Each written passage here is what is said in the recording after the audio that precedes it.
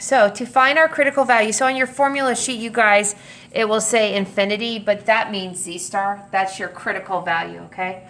And we use critical values in confidence intervals. Okay, so I asked what was our critical value for 80%. So this is our confidence level, and our critical value would be 1.282. Okay, what is my critical value for 96%? 2.0454.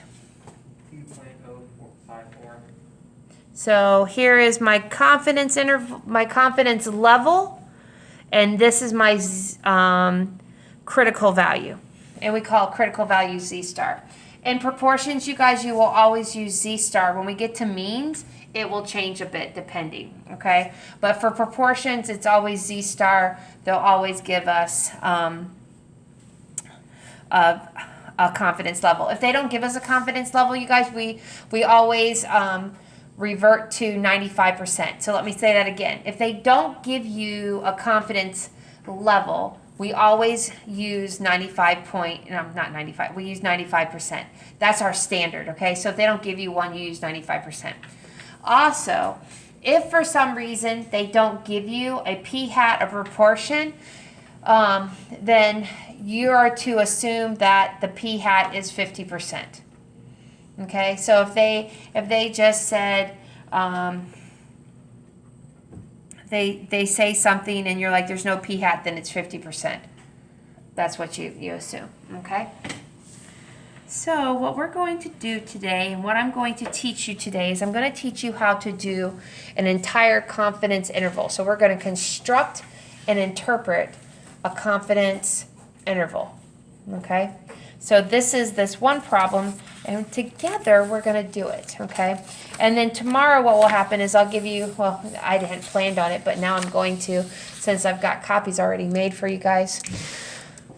I'm going to have you do one on your own, okay?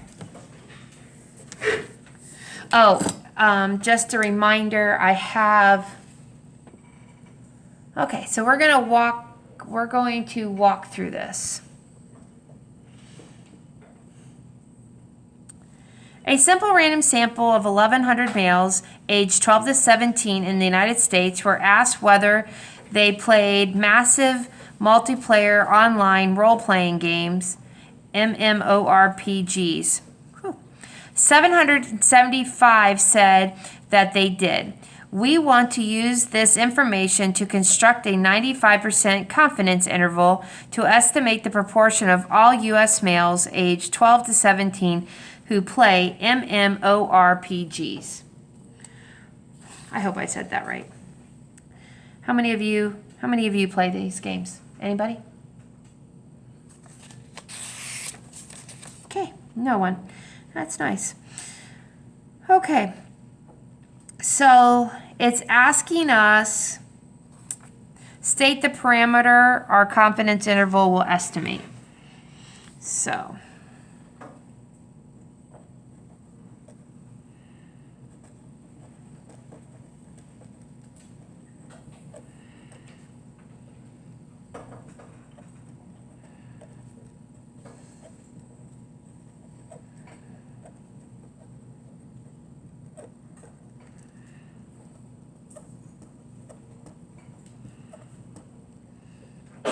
bless you.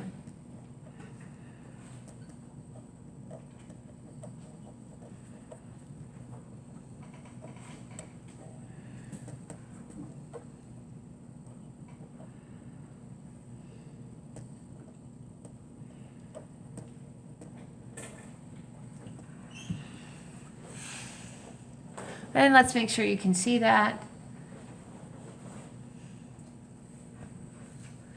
The true population proportion of U.S. males aged 12 to 17 who play MMORPGs or whatever. Okay, so the question is, do we need to be that specific? Well, they're exactly telling you who the population is, right? They're telling you 12 to 17 who play the MMORPGs. That's who we're interested in. Okay? So our population is U.S. males 12 to 17. So you can write U.S. males 12 to 17. You don't necessarily have to put who play MMRPGs, but those, we are interested in that. But it's not just U.S. males. You can't just put U.S. males because they were very specific in the problem, right? Who is our population? Our population are U.S. males aged 12 to 17. That is the age group. And what and where? We're only interested in U.S. males. We're not interested in everybody in the world. We're just interested in U.S. Okay. Now it's going to say identify the conditions. There are 3 conditions. It doesn't matter if you're doing proportions or means when you go to do these. The three conditions are always the same. Now, how we prove a couple of them are different, but they're always the same. So the first condition of anything, and you guys, these 3 conditions will not change until we do chi-squared, okay? These 3 conditions are all the same until we get to chi-squared. So the first condition is SRS.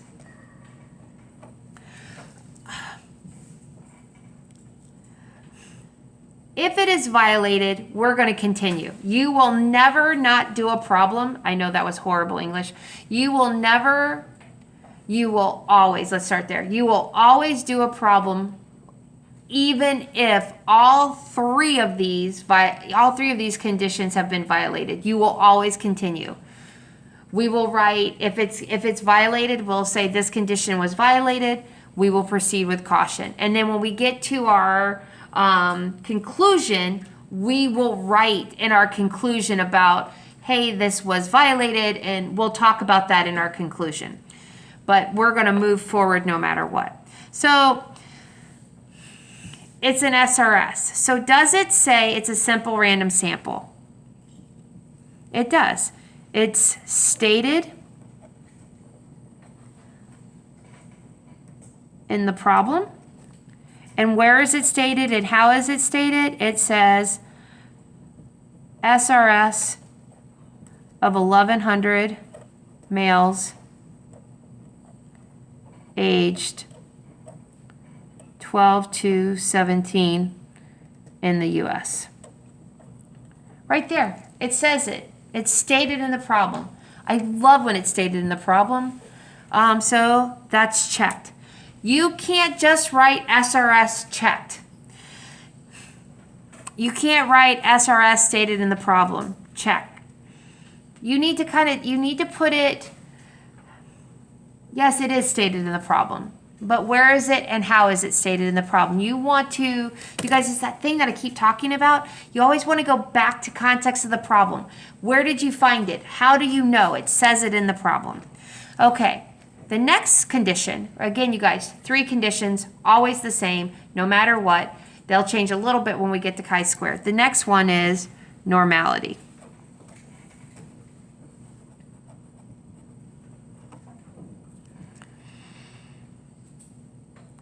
Now, there's 2 ways for proportions. One, they state it. Hey, it's in the problem. It says it follows a normal distribution. Or 2, we have to figure it out. And in chapter 9, or the last chapter we did, sampling distributions, we learned normality. And normality is n times p is greater than or equal to 10, right? And n times 1 minus p is greater than or equal to 10.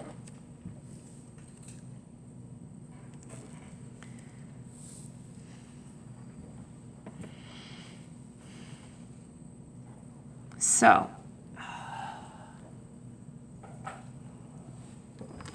you guys given us our count. So it was 775 said yes, right? And then how many said no?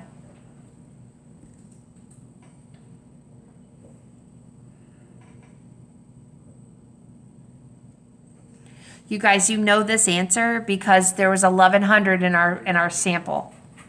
So if this is 775, what would this one be? What? Yes. Now, the reason I didn't have you multiply or anything, you guys, because if you did that, if you multiplied it, you were going to get 775. So, normality, right? Do you remember when we did this on chapter 9, we would have to write a sentence? We still have to write a sentence. So, because both conditions, n times p and n times 1 minus p are both greater than or equal to 10, we can assume normality, okay? Or it follows a normality. Now, remember, how do we prove normality with a mean? If this was a mean, we know the parameter is a proportion. How do I know, what would I prove if this was a mean? How would I prove normality if this was a mean? Pomegranates. CLT. Not CLT because this is a proportion. So again, the conditions are met. Therefore, we can continue, and it's as follows. The last one is independence. Independence is the population of U.S. males aged 12 to 17 is what? Greater than or equal to what? 10 times our sample size, which is?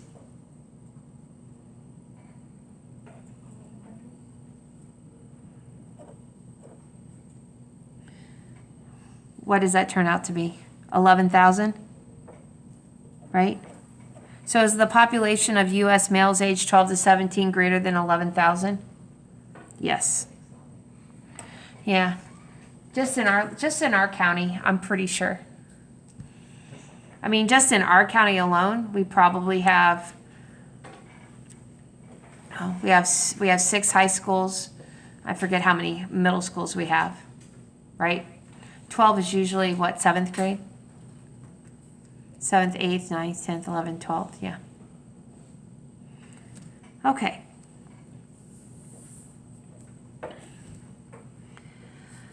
Now it says find the appropriate critical value and standard error of the sampling proportion. So does it, remember what I told you? Does it tell us how confident we want to be anywhere? Does it say we want to be 90% confident, we want to be 80%, we want to be 99.7%? Does it say there? It says 95. So we want to be 95% confident. So what is the critical value, which is our Z star, which is our critical value? 1.960. Okay. So standard error is your standard deviation, basically. So the first thing we really need to do is we got to figure out what p hat is. Because if we don't figure out what p hat is, we can't do this problem. So how many people said yes in this sample? 775. Out of 1,100. So this is going to be our p hat. So what does that come out to be?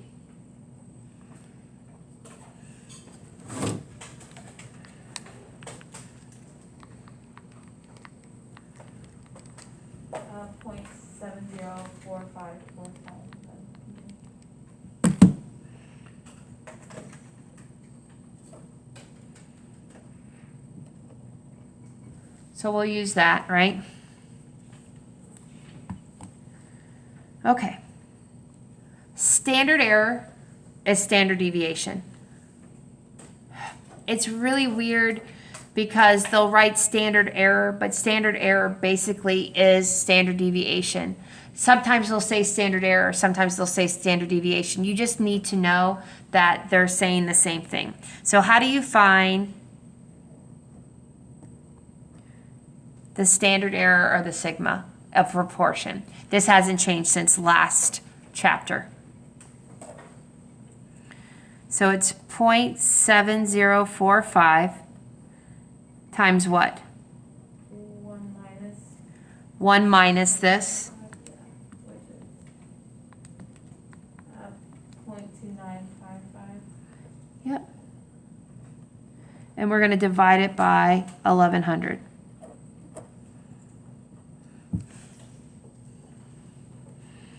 Don't forget to take the square root.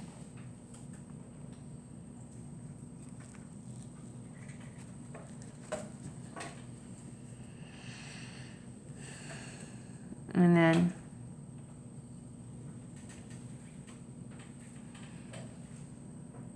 okay, so find the appropriate critical value. Our appropriate critical value was 1.960, and their standard error is 0.0138, which was our standard deviation, which we learned last chapter, okay?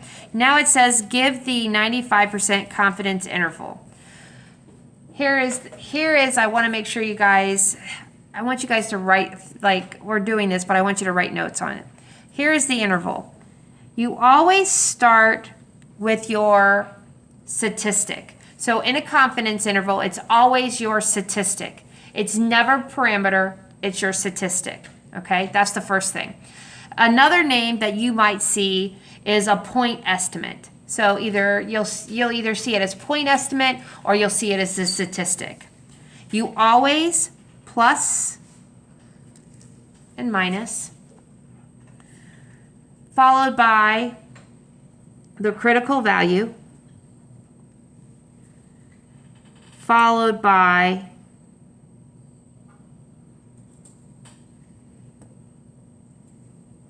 the standard deviation.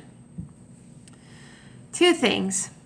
If they give you P, you use P. If they give you P hat, you use P hat. Let me say it again. If you don't know P, you can't use P, you use P hat. They should always give you a sample size. If they don't give you a sample size, it's because they're going to ask you to find it.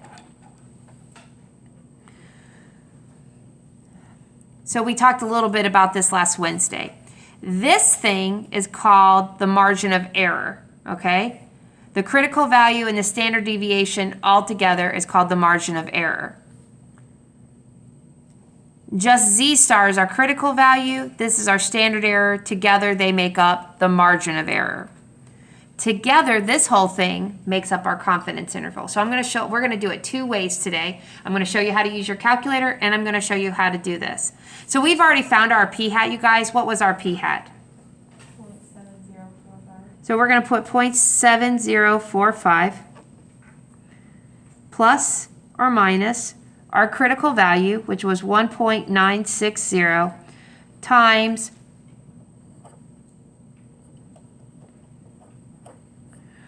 our standard error or our standard deviation. So it says give the 95% confidence interval. Well, that's not the interval, that's how we found it. But I want to show you how to do it in your calculator, okay? So, calculator time. I don't have another one to you, so we'll just have to.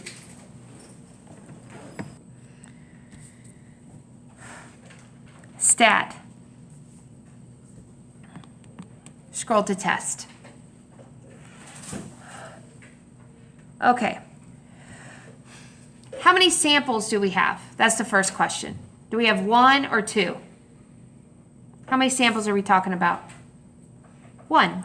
So we're going to scroll down and we're going to look for a Z interval, and there we go. One prop Z interval. The reason it says prop is because that means it's a proportion.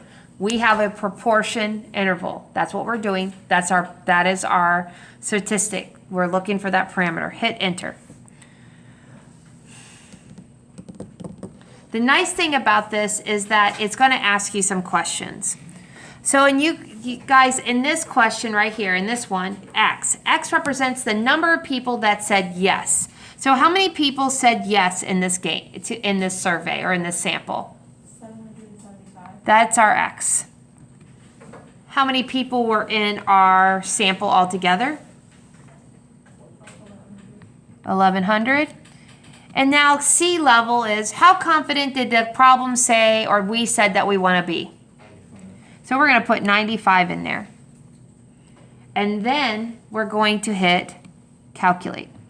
My calculator has 0.95, like 0.95, but should it just be 90? You can either, I believe either way is fine. Okay. So the question you guys online was, can you use 0.95 or does it just have to be 95? And I don't think it matters. I think they'll take either one. And is this what you guys ended up with? So this is our interval. This is what the calculator just did. Do you have to write both? Yes. The graders, Miss Flurry, until you get graded, is going to want to see, do you know the formula? Can you pick the right formula? Can you plug the right numbers in? And then, hey, use your calculator to figure out the interval. And the interval is going to be this.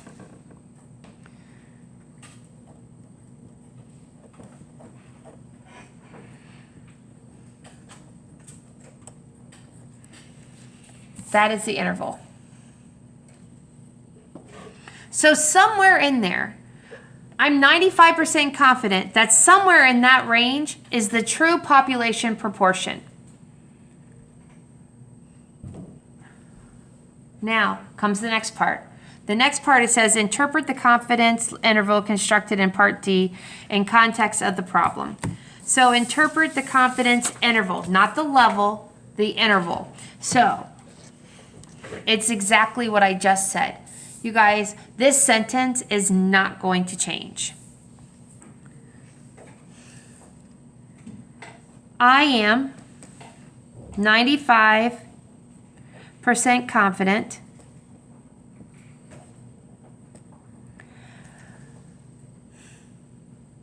I'm going to take the sentence that I wrote up in the first and I'm going to use it right now. I'm 95% confident that the true population proportion of U.S. males aged 12 to 17 who play MMORPGs is between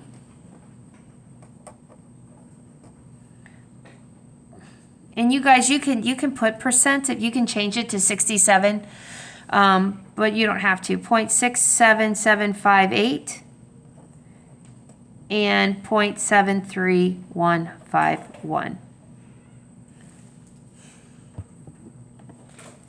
That is interpret. That is, the instructions will give you, so this problem right here, you guys, will ask you that question, and then it will say construct and interpret. It's not going to have a whole bunch of different parts. Last year, what happened on this part is what they